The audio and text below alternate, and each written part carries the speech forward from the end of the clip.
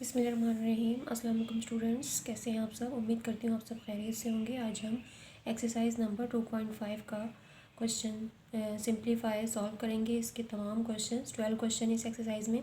ये एक्सरसाइज 9 के लिए मोस्ट इम्पॉर्टेंट है, लेकिन मैट्रिक के लिए ये सिर्फ MCQs के अकॉर्डिंग, MCQs के पॉइंट ऑफ व्यू से इम्पॉर्टेंट है और क्वेश्चंस में ये नहीं आती और MCQs में आ सकती है। कुछ क्वेश्चन MCQs में आ सकते हैं, तो सॉल्व करते हैं। इसका फर्स्ट क्वेश्चन जैसा कि आपको नज़र आ रहा है, अंडर रूट 169 लिखा हुआ है। तो इसका हम सबसे पहले LCM लेंगे। इसका मेथड ये है कि इसका LCM लेना होता है। LCM आपको पता है ये एक ऑड नंबर है। यूनिट, हमें ऑड नंबर का कैसे पता चलता है, यूनिट प्लेस से पता चलता है।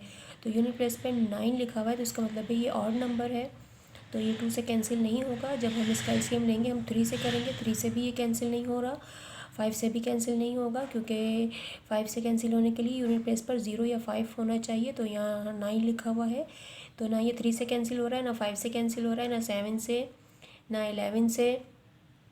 तो हम इसको कैंसिल करेंगे 13 से। तो हम इसको 13 से कैंसिल करेंगे, तो 13 1 ज़ा 13 और 13 3 ज़ा, यहाँ पर 3 चला गया, 39। फिर हम दोबारा अगेन हम 13 से करेंगे, 13 1 ज़ा 13। तो ये हमारे पास 13 का पेयर बन जाएगा। तो यहाँ पर हमारे पास आ गया। इसको हम रूट के अंदर ही लिख देंगे मल्टीप्लिकेशन की फॉर्म में, 13 मल्टीप्लाई बाय 13। ये इसका LCM आ गया। आप देख रहे हैं इसका पेयर बन रहा है और यहाँ पर 13 की पावर आ जाएगी पेयर्स की वजह से 2, यानी कि स्क्वायर, और स्क्वायर से रूट जो है वो कैंसिल हो जाता है। तो हमारे पास आंसर क्या आ गया, 13। क्योंकि आपको पता है कि रूट जो है वो इक्वल होता है 1/2। तो जब हम रूट को हटाते हैं तो उसकी जगह हम ब्रैकेट के बाहर 1/2 लिखते हैं। तो ये 2 पावर 1/2 से जब कैंसिल हो जाएगी तो हमारे पास 13 आंसर आएगा। उसके बाद हम नेक्स्ट क्वेश्चन करते हैं। अंडर रूट 180 लिखा हुआ है, तो इसका भी हम LCM ले लेंगे। 180 एक इवन नंबर है, तो ये 2 से कैंसिल होगा, 2 9 ज़ा 18, 0 ऐसे ही आ जाएगा एज इट इज़। फिर दोबारा 2 से कैंसिल होगा, 2 4 ज़ा 8, 2 5 ज़ा 10। अब हम देख रहे हैं कि ये ऑड नंबर है, इसलिए 2 से कैंसिल नहीं होगा, तो इसको 3 से कैंसिल करेंगे। 3 1 ज़ा 3, 3 5 ज़ा 15, 3 5 ज़ा 15। अब ये 5 से कैंसिल होगा, 5 1 ज़ा 5। तो इसका LCM हमारे पास आ गया है। इसका LCM हम यहाँ लिख लेंगे, रूट के अंदर ही लिखेंगे।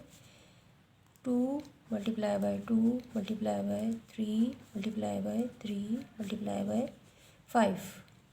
तो ये इसका LCM आ गया है। 5 यहाँ पे सिंगल है और हमारे पास पेयर कौन सा बन रहा है, 2 का बन रहा है और 3 का पेयर बन रहा है। तो इनकी हम पावर्स स्क्वायर्स में शो कर देंगे।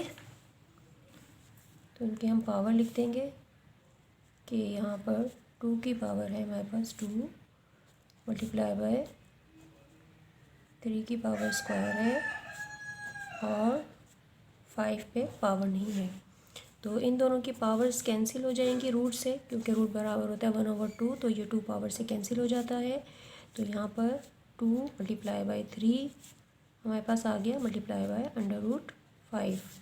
और ये दोनों आप देख रहे हैं कि ये दोनों मल्टीप्लाई हो रहे हैं, तो ये 2 3 ज़ा 6 हो जाएगा, अंडर रूट 5। तो ये इसका आंसर आ गया हमारे पास 6 अंडर रूट 5।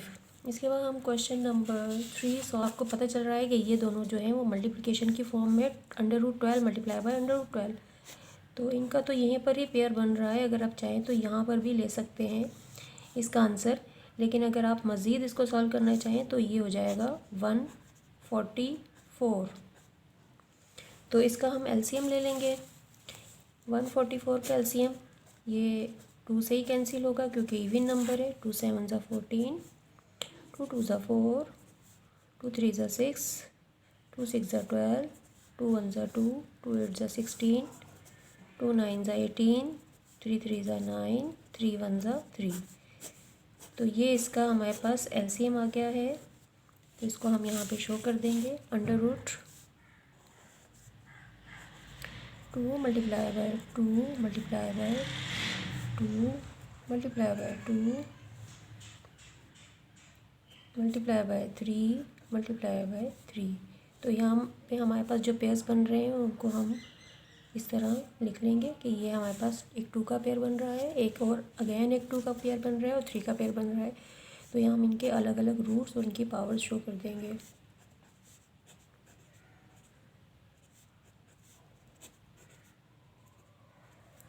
और रूट कैंसिल हो जाएगा पावर से, तो हमारे पास जो वैल्यूज़ रिमेनिंग है वो है 2 मल्टीप्लाई बाय 2 मल्टीप्लाई बाय 3। और आंसर क्या है हमारे पास 2 टू द 4, 4 3 ज़ा 12 आंसर आ गया इसका हमारे पास। नेक्स्ट क्वेश्चन है हमारे पास 16 मल्टीप्लाई बाय 12। अगर आप चाहें तो 16 और 12 का अलग अलग एलसीएम ले लें, या फिर इन दोनों को मल्टीप्लाई करके भी आप एलसीएम ले सकती हैं। तो हम क्या करेंगे, हम इन दोनों का अलग अलग एलसीएम ले लेते हैं, क्योंकि इससे आपको इजी होगा आपको। तो 16 का एलसीएम हम ले लेते हैं। 2 से कटेगा 2, 2 8 ज़ा 16, 2 4 ज़ा 8, 2 2 ज़ा 4, 2 1 ज़ा 2। तो ये इसका एलसीएम आ गया 16 का, 2 multiply by 2 multiply by 2 multiply by 2। और अब 12 का एलसीएम ले लेते हैं। 12 भी 2 से कैंसिल होगा, 2 6 ज़ा 12, 2 3 ज़ा 6, 3 1 ज़ा 3। तो ये 12 का एलसीएम आ गया हमारे पास। इन दोनों का एलसीएम हम शो कर देंगे यहाँ पर। तो यहाँ पर हम इन दोनों का एलसीएम शो कर देते हैं, अंडर रूट ही 2 multiply by 2 multiply by 2 multiply by 2। ये 16 का एलसीएम आ गया, इसके साथ 12 का एलसीएम था हमारे पास 2 मल्टीप्लाई बाय 2 मल्टीप्लाई बाय 3। अब इनके जो पेयर्स बन रहे हैं उनको हम पावर्स में लिख देंगे, यानी कि स्क्वायर्स में लिखेंगे।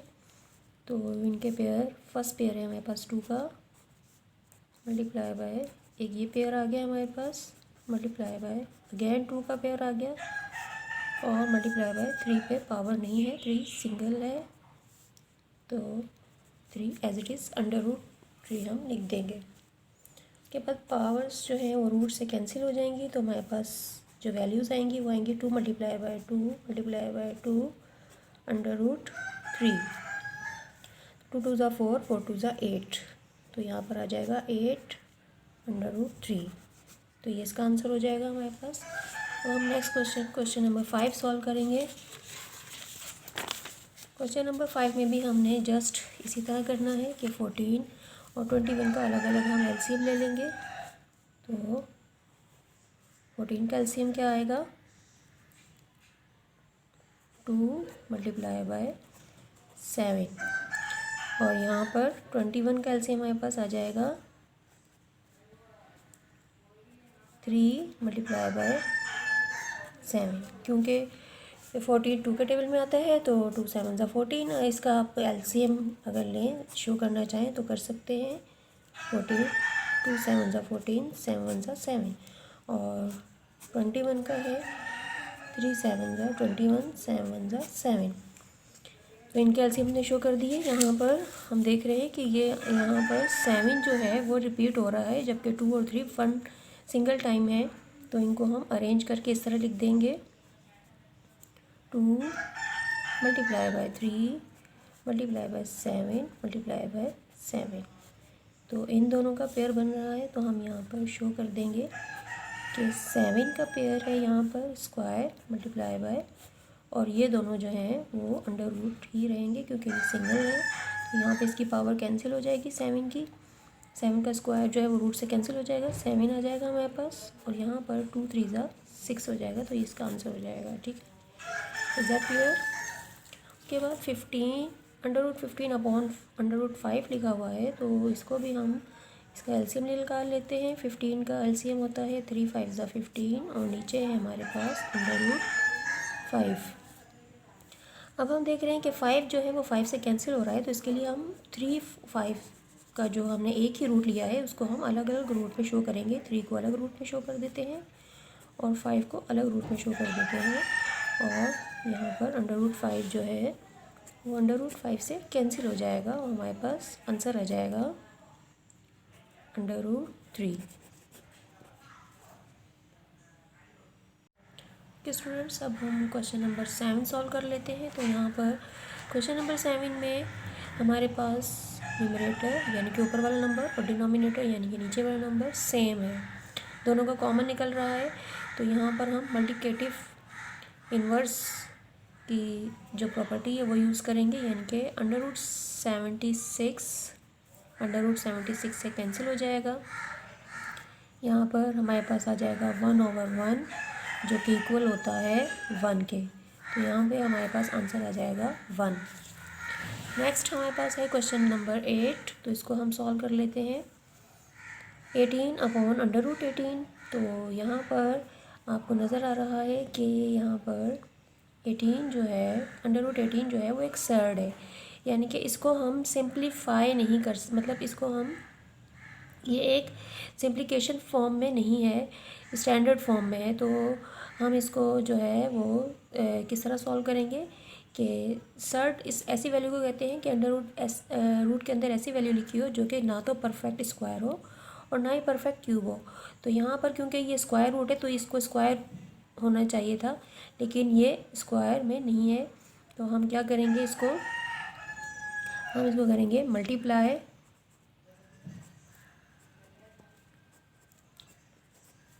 एंड डिवाइड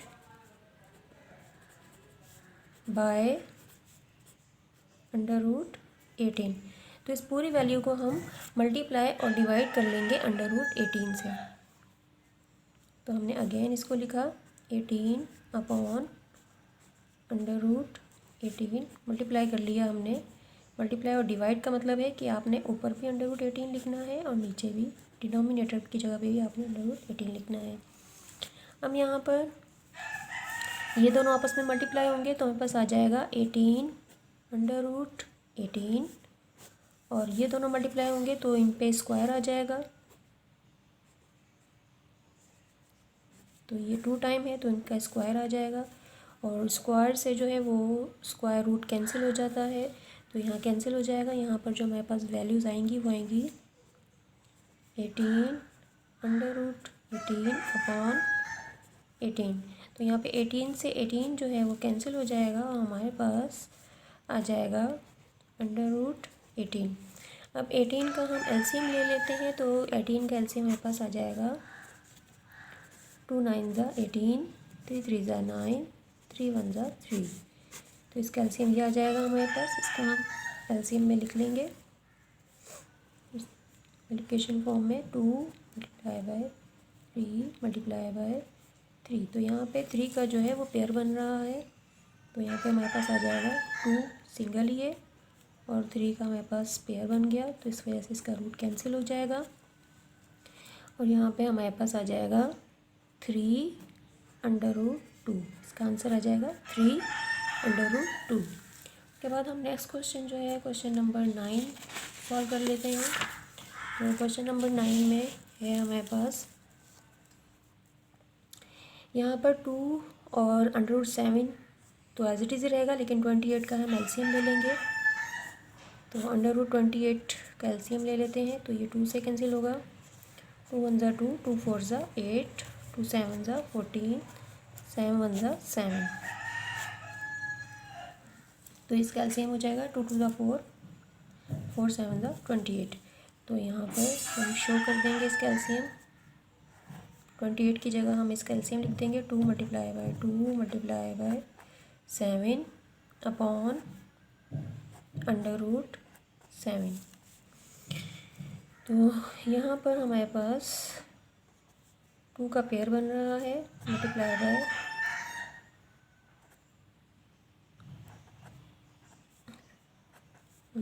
अंडर रूट 7 जो है वो सिंगल है और नीचे हमारे पास जो डिनोमिनेटर है वो भी अंडर रूट 7 है। तो यहाँ पे अंडर रूट 7 से कैंसिल हो जाएगा और स्क्वायर से रूट कैंसिल हो जाएगा। तो हमारे पास यहाँ पर जो वैल्यूज़ आएंगी वो आएंगी 2 मल्टीप्लाई बाय 2 जो कि 4 के इक्वल होगा। तो आंसर आ जाएगा 2 2 ज़ा 4। के बाद नेक्स्ट क्वेश्चन है हमारे पास क्वेश्चन नंबर 10। इसको हम सॉल्व कर लेते हैं। यहाँ पर हम देख रहे हैं कि अंडर रूट 5 और अंडर रूट 5 कॉमन है और इन दोनों के जो ये कॉफिशिएंट हैं ये ऐड हो जाएंगे, यानी कि 3 और 8 इसका जो ऐड हो जाएगा। तो हम यहाँ पर लिखेंगे टेकिंग हम कॉमन ले लेंगे यहाँ पे, तो हमने कॉमन ले लिया √5 और 3 + 8, ये दोनों ऐड हो जाएंगे तो यहाँ पर आ जाएगा 3 और 8 हो जाएंगे 11 √5। तो इसका आंसर हो जाएगा 11 √5। उसके बाद हम क्वेश्चन नंबर 11 सॉल्व कर लेते हैं। 11 में भी हमारे पास ऐसा ही है, कॉमन ही लेना है हमने, तो हम यहाँ पे लिखेंगे टेकिंग कॉमन।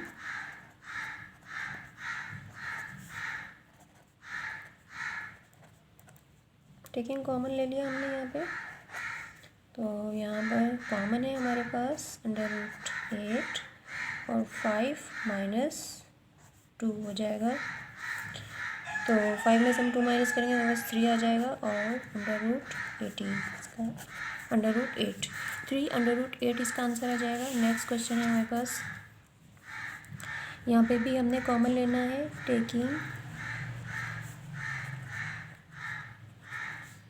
कॉमन। तो इन दोनों का कॉमन ले लेंगे हम। कॉमन है हमारे पास √23 और 34 प्लस हो जाएगा 38 में। तो हमारे पास जो आंसर आएगा वो आएगा 70।